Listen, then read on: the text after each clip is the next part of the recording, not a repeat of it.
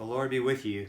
Good afternoon, Bread of Life. This is Ryan, obviously here with Emma Claire. Happy St. Patrick's Day. I asked her to join us because I know there's lots of families at home, and I thought kids might want to tune in with us. We might think of other creative ways to join in while we're all living at a distance.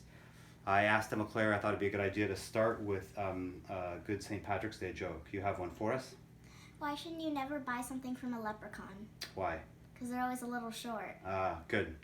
I have a joke. It's not a St. Patrick's Day joke. I've told it to you, but they probably don't know it, not many of them. So, knock knock. Who's there? Broken pencil. Broken pencil who? Never mind, there's no point. Do you like that one? Yeah. It's all right. Okay, so I asked Emma Claire just to say a little bit about what she's been doing. We're stuck here. And tell us a little bit about things you've been doing over the last couple days. I've been recently starting getting a headband, and I've done 2 pictures. One is of a city, and I've also painted another one of a tree. Hold it up a little bit, yeah. Okay. How did you do the leaves? I took a little cotton and I dabbed it in some paint, and so it makes it look like leaves, and I dabbed it on here. Yeah? Did you leave a mess behind? No, a little? All right. What else have you been doing? I've also been starting a new book and sometimes going outside on my trampoline. Yeah. It's not If wet it's outside. not raining. Yeah. All right. Thank you. Aiden's home with us too for a few days, or we don't know, but thank you. And we want to reach out to you and bless you as we think about how we live as a church, at least for weeks on end that we'll be apart. And video and online and phone calls look like that'll be at least a part of the life. So a short note, just on St. Patrick's Day, I hope to do something later this week. Our vestry meets tomorrow night, and a good part of that will just be thinking about how we do church and how we care for people, how we stay connected when we need to maintain distance too. So 3 thoughts for this Tuesday. The first one is just I want to encourage you to practice this social distancing. I'm pretty certain, I'll wager on it, that the OED, the Oxford English Dictionary Word of the Year, at the end of the year will be social distancing. And this practice of needing to be social, needing to be out and about, but being safe in the distance we keep from one another, washing hands, sanitizing things, not being in large public spaces. If you follow this online, internet people, Vox, the online magazine, that's VOX, had an article, I think Saturday or Sunday, about the ethics of social distancing. And nobody can tell me not to go out in public. Don't I have a right to go out? Can I go out and shop? And I think it's an interview with a few physicians, people who work in health and infectious disease around, well, what are the ethics?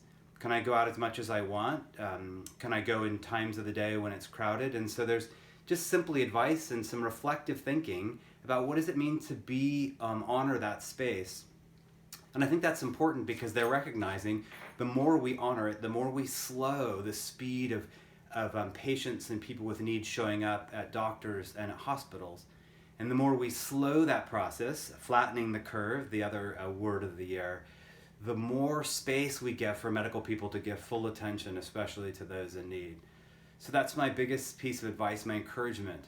My prayer for you is that you'll be patient and that you'll honor that social space. Staying home as much as you can, being creative. Go for walks is a great idea. The weather is good. Take a rain jacket. Second, we're in the process of probably setting up regular phone calls. Some of you got a phone call last week, and we'd like those to happen at least once a week. Somebody's calling you, videoing you, to check in, to say hello, to find out what you need, what we can pray for, how to care for you. I have some idea. I've talked with some others about having designated shoppers and errand runners to help protect how we're in, people who are really good at being sanitized and washing their hands and staying clean, people who aren't vulnerable. So these are things that are developing. Obviously, we're just now having to start thinking through what we do. And after the vestry meets, I know we'll have some ideas.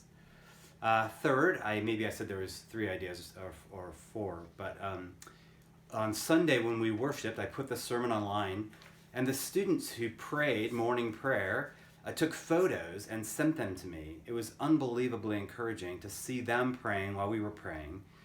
And so this week, I'll say more probably later in the week or put it in an email. I want everybody to gather, so this is part of the assurance that you'll wake up on Sunday and have morning prayer. Listen to the sermon. I have no idea what it will be, but it's a way to gather and think about the biblical readings that we'll have.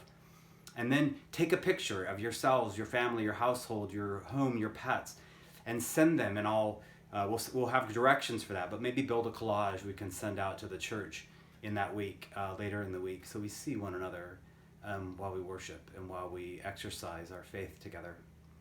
Yeah, my final word to you is be patient. It's very difficult to do. That's my prayer for you. It is a Christian virtue. We live in this world.